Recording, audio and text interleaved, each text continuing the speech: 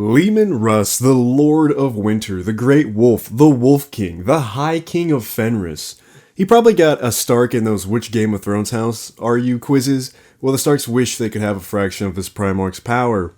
Leman Russ is gene father to the Space Wolves, or the Volca Fenrica as they would prefer to be called. On the outside they resemble savages, but on the inside they are thoughtful warriors bent on their version of honor and duty bound to the Emperor of Mankind. I'd have to say that besides the White Scars, the Space Wolves and Leman Russ have the most personality out of all the Space Marine legions. All of their stuff has different weird names, like Psykers are called Rune Priest or Veteran Marines are called Grey Hunters. But if you don't clickety clackety on that subscribe button, the Space Wolves might just call you a stupid dumb dumb idiot stupid bitch. While the Space Wolves have so much personality, this video is going to be a look into who is Leman Russ and why you should be keeping your eye on him in the lore. Also, here is all the furry jokes condensed into 5 seconds so that there won't be any for the rest of the video.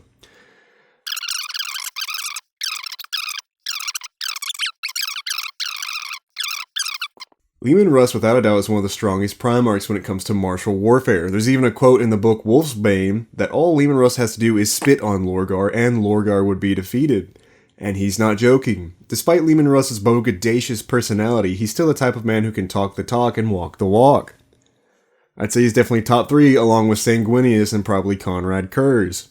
As all Primarchs, Leman Russ started in a test tube in the Emperor's secret laboratories on Terra. Using dark warp magics and ancient sciences, the Emperor of Mankind was able to bring about 20 babies, each containing and representing a piece of the Emperor's own personality. All of them had their own functions and all of them were beyond powerful. Unfortunately, the Dark Gods, using a mother's love, whisked away all of the Primarchs and spread them across the galaxy.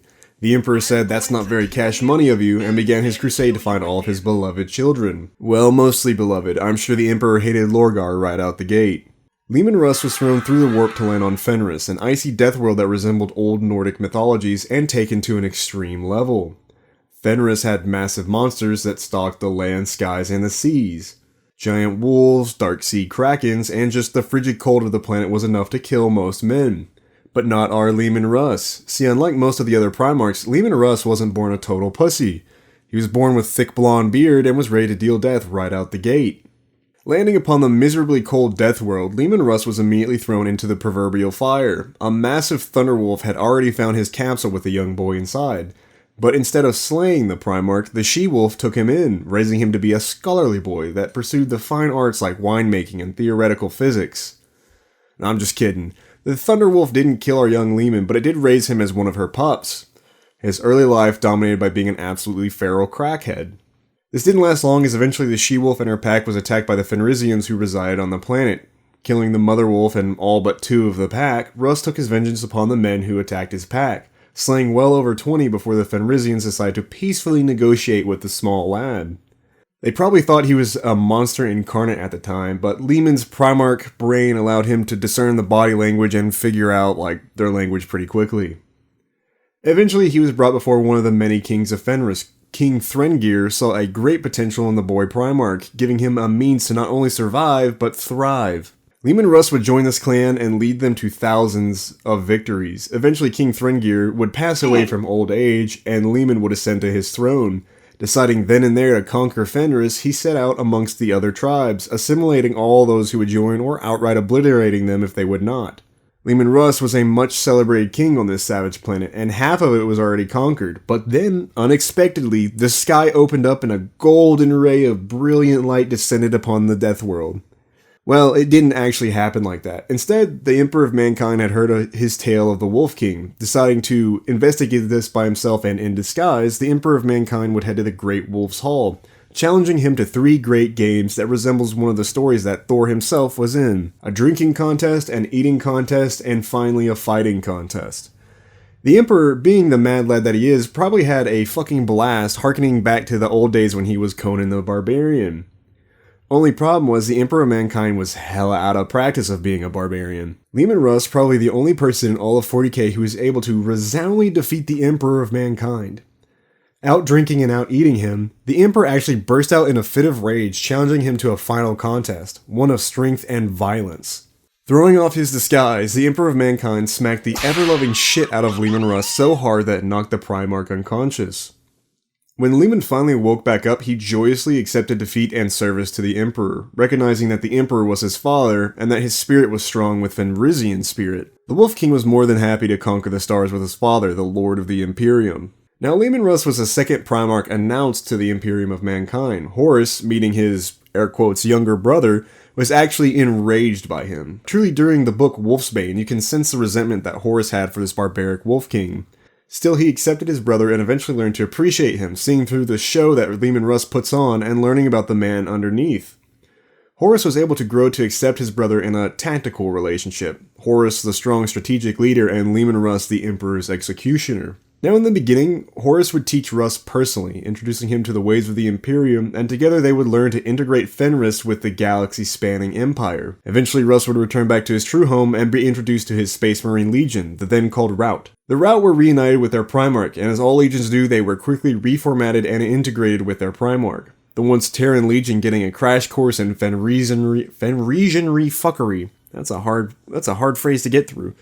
Finally, after years of Imperial training by Horus and the rebranding of the now Space Wolves, the 6th Legion would ride out into the Great Crusade. But what makes Leman Russ so interesting? Well, for one, he is a total badass in the murder making. Truly one of the few who can blend together savage intent with some beautiful skill and technique. He is also called the Emperor's Executioner. While being a Primarch and getting called that comes with some weight.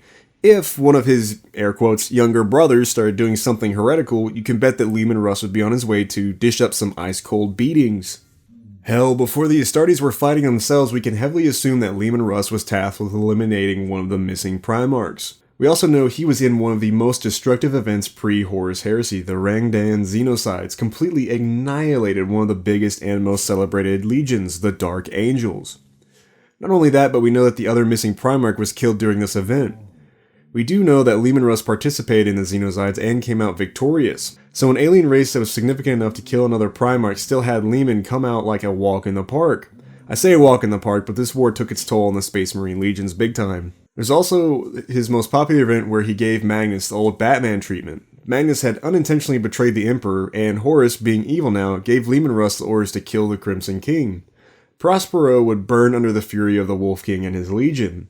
Magnus finally coming out during the final moments only to get beat so hard that his mind, body, and soul was literally shattered. Leman Russ must have had adamantine needs to do that to another Primarch. Well, the whole event to kill Magnus was orchestrated by the traitor Horus, and it would probably later go on to divide the legions further. I said probably, I meant it would totally.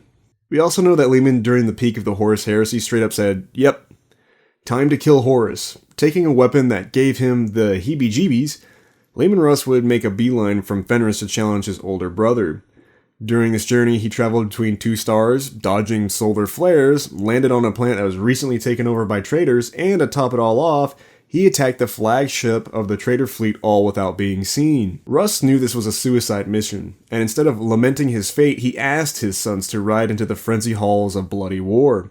Not ordered, but asked. The Volk of Fenrica gladly volunteered for this mission and knew that later on they would be ballads in their honor. The Volk of Fenrica and the Great Wolf chomped down on the traitor's throat, decimating the once loyal sons of Horus in the opening assault. The battle on the Vengeful Spirit was brutal for the Space Wolves. Leman Russ had brought his remaining legion in full force. This was it. Carrying the Spear of the Emperor, a spear the Emperor had specifically forged for Leman Russ, the Wolf King would hunt the traitor. Now, just briefly let me explain the spear. The Spear of the Emperor is a weapon that not only inflicts physical damage, but also cuts the soul. It's kind of hard to explain, but basically it shows the barest part, one's soul, and the entirety of the truth to that person. It shows all aspects of that person as well, so when Russ was cut by it, he saw a version of himself that was him if he had grown up on Terra. A man missing all of the accenting personality traits and truly wasn't even Leman Russ. This man merely had the Legion number 6 on his collar. Leman Russ had this spear used against him in the Underverse, or Warp. He learned what the Primarchs truly were. Like Magnus, he learned that all the Primarchs were of the Warp created with foul magic and ancient science. But unlike the big red bitch, Leman Russ stayed loyal. Haunted by the new knowledge, he never would betray his Lord Father. Russ's goal was to use the spear to cut through the darkness that had thrown a curtain over Horus's soul. He thought that maybe if he could save Horus, he could pull him back from the clutches of Chaos Undivided. The battle on Trisalone was a massacre, and eventually all came together when the two Primarchs met in battle. Leman Russ was supremely outmatched by Horus. Horus's new strength was brought to you by Chaos Undivided, the four gods giving him their strength as the brothers fought. Power, claw, and maw against the Emperor's spear.